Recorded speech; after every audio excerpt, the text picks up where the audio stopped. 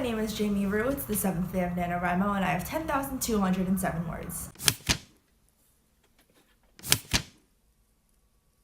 Okay, so sorry about my whole situation right now, like the lighting and everything, and sorry that this is the first video I've made in NaNoWriMo this year, basically, besides the first NaNoWriMo tag. I've been kind of busy with like school and also this, and it's also kind of hard to get my room so I can film a little bit, but here I am. I'm kind of like on track-ish at the moment.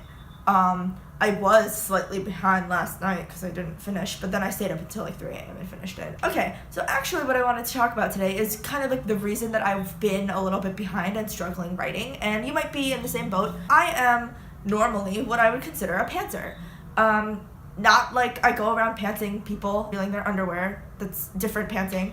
Pantsing in NaNoWriMo lingo is saying that you fly by the seat of your pants, which means that you don't plot things. You're either a plotter or a pantser. For a very, very long time, I was a pantser. I didn't plot anything. I was just like, I know what's happening at this point and that point, and that's about it, and I'll just go and see how to get there. That worked really well for me for several years, but then I decided to try plotting, and that's what I've done for the past 2 years. You know, 2016, 2017, that's what I did. I plotted. One of them a little bit more loosely, and then one of them a lot more extensively. And then this year I was like, oh, return to my roots. I'll try pantsing again. It's gonna be great. I'm gonna see where it goes. Let me tell you, it's not that easy to go from plotting to pantsing, in my opinion. I think it's a little bit difficult. It's a little bit stressful. It's a little bit like, what the F am I doing? So I'm thinking, I'm not a pantser anymore. I am more of a plotter, and that's a problem because I'm literally in the middle of writing my effing book and I haven't plotted anything. Anyway, figuring this out last night, I was like, screw this, I gotta plot. So I just figured out 9 things,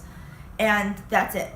That's the only thing that I do, and I try to guide myself with those. And that's what I did last night at like 3 a.m. because I was just like, this is not gonna work. I have no idea what's happening.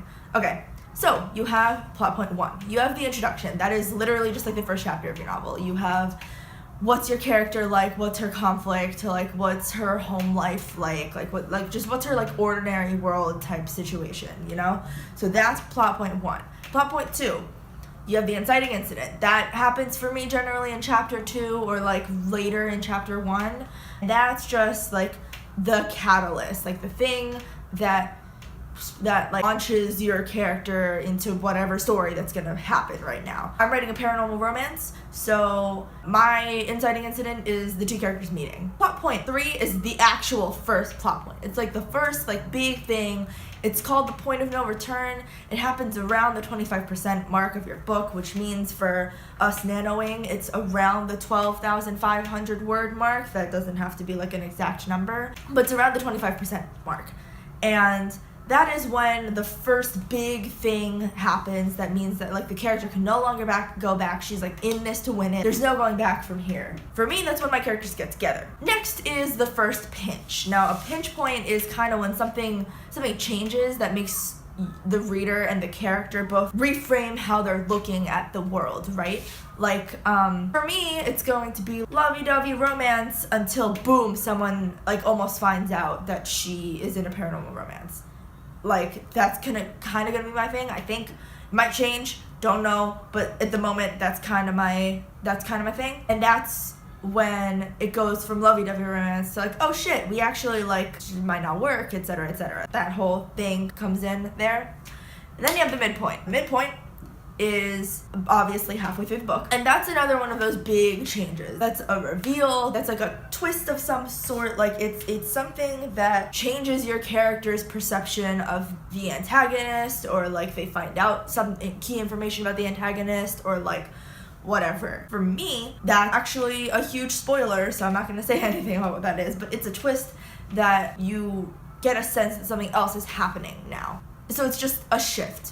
Then you have the second pinch. All of these plot points just make your characters change perspective a little bit, right? So it's the next thing that happens, but it's not the biggest thing that happens. It's like a smaller reveal, another little something happening. I'm pretty sure it's gonna have something to do with like the secret being revealed or something. I'm actually currently having trouble with that plot point. And then the next plot point is technically called the second plot point. I don't want to call it that, but like it's kind of what it is. Happens around the 75% mark of the book, and essentially it's, oh, this like final piece of information like really seals the deal for you. Like, you know what you need to do now. You have everything, all the information you need to go into the climax. Like, this is it. This is like the thing now. Then you have the climax, which hopefully if you're writing a book at all, you know what that is. It's like the culmination of everything. It's the final battle. It's everything you've been working towards, essentially. It's the big thing. Then you have the denouement, or the resolution.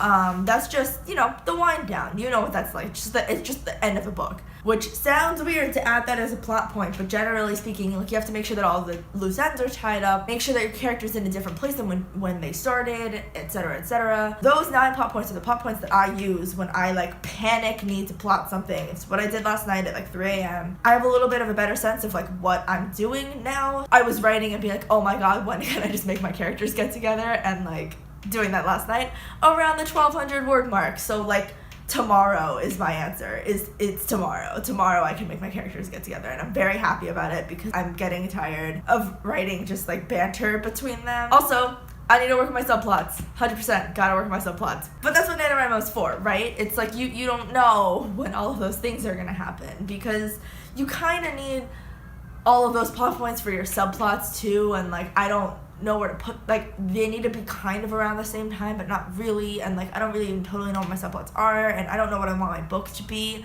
and that's frustrating, and something that I haven't had to deal with in about 2.5 years. So that's why this is so difficult for me. So if you're like me at all, or if you tried pantsing and you realize it's not working, like you're panicking, you gotta figure something out, try this, see if it helps, let me know if it helps, because you know, I'd like to know that I was a help to you. I really gotta go right now because I have a club later, and then I have to do homework, and like, don't try to do NaNoWriMo when you're in college, kids, and taking 5 classes. Anyway, hopefully I will see you with another video very soon. Good luck writing, guys.